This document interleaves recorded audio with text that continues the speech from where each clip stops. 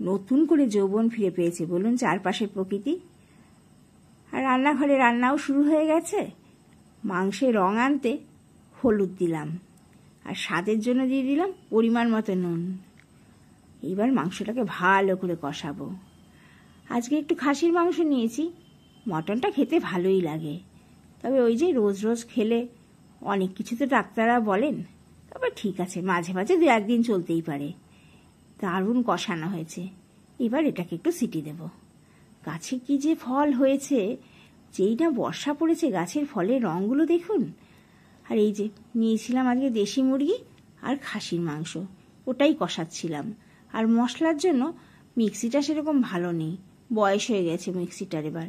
ওই জন্য মশলাটা একসঙ্গে করব বলে বেশি করে জিরে, লঙ্কা, আদা, রসুন সব নিয়ে নিয়েছি।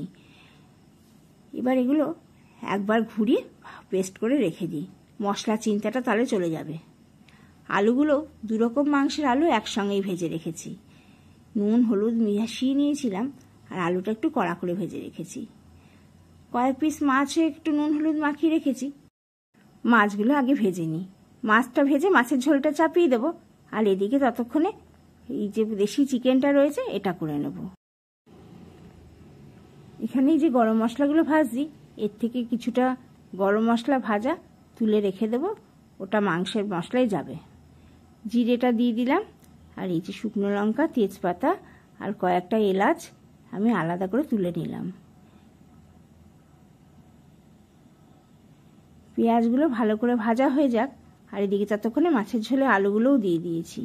মশলা তো প্রায় রেডি করেই রেখেছি, তবে ওই যে একটু আলাদা করতে হবে। কাউকে হয়তো আর একটু জিরে দিতে হবে, কাউকে হয়তো একটু লঙ্কা দিতে হবে, আর একটু এইভাবে করে নেব। আমার দেশি চিকেনটা খুব ভালোই লাগে, ওই জন্য মাঝে মাঝে আমি দেশি চিকেন রান্না করে নিই। লাল লাল ঝোল হবে আর দারুণ গরম ভাতে।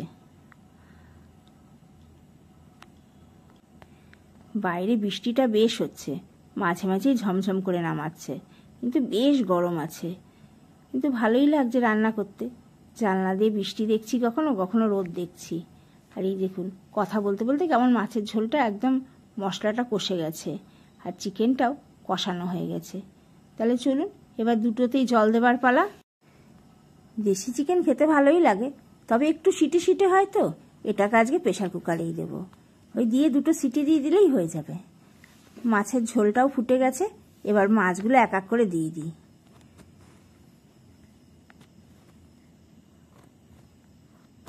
খুব একটা ঝোল করব না, ওই জন্য অল্প করে জল দিয়েছি। আর এই যে মাছগুলো দেওয়া হয়ে গেল, ঢাকা দিয়ে 3-4 মিনিট একটু রান্না করে নেবো, তাহলেই হয়ে যাবে। আর এদিকে চিকেনটাকেও প্রেশার কুকারে দিয়ে দিলাম। আলুগুলোও দিয়েছি মনে করে, অনেক সময় জানেন তো ভুল হয়ে যায়। এই দেখুন মাছের ঝোল প্রায় হয়েই এসেছে। এবার উপর থেকে একটুখানি ধনেপাতা কুচো করে রেখেছি, এটাই দিয়ে দেব। ব্যাস, চিকেনও রেডি। আর একবার কড়াইতে ঢালবো, একটুখানি মিনিমাম রেখে ভালো করে একদম শুকনো শুকনো করে নেব। খুব একটা ঝোল চিকেনের ভালো লাগে না, কেমন একটা গন্ধ বেরোয়, ওই জন্য শুকনো করব। সব রেডি হয়ে গেছে, তাহলে এবারে খেতে দিয়ে দিই। এই দেখুন খানিকটা উচ্ছেও ভেজেছিলাম, আর করছিল মাছের বড়া। বড়া বলতে মাছের ডিমটাই ভেজে নিয়েছিলাম। এই যে মাছের ঝোল, চিকেন, আর এখানে একটু তরকারি করেছিলাম। এবার বলুন তো কেমন হলো।